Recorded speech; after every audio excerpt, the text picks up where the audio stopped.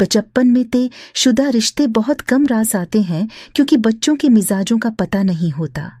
उम्मी जान को अपनी बहन से बहुत मोहब्बत थी, लिहाजा उन्होंने दो रिंदेशी से काम न लिया। सिर्फ अपनी बहन की खुशी की खातिर मुझे खाला की फैली हुई झोली में डाल दिया। शादी के बाद पता चला शोहर अच्छे किरदार का न हो तो शादी अजाब हो जाती है। वो रंगीन मजाज शख्स था।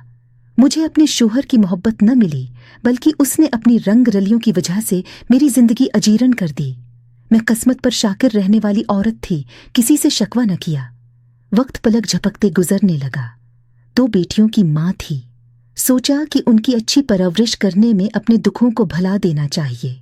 अब नवाज तो ठीक होने से रहे कि वो इनमें से थे जिन्हें पुत्रों के बिगड़े कहा जाता है।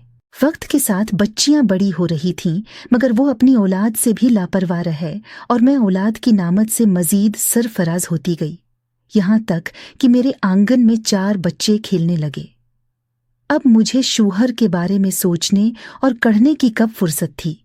ये बच्चे ही मेरी आंखों का नूर और दिल का सुरूर थे। मैंने सारी तोजह उनकी परवरिश पर लगा दी। ये फिक्र छोड़ दी कि कब मेरे घर का सरबराह घर से जाता है और कब वापस आता है।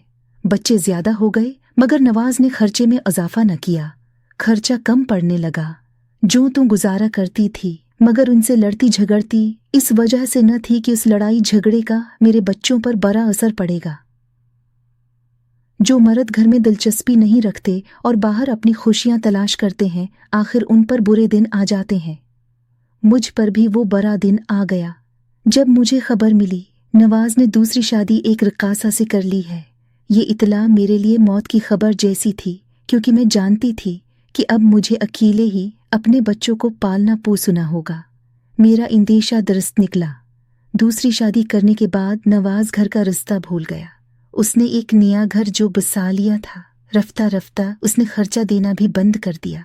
मैंने लोगों के घरों से कपड़े लाकर सीने शुरू कर दिए।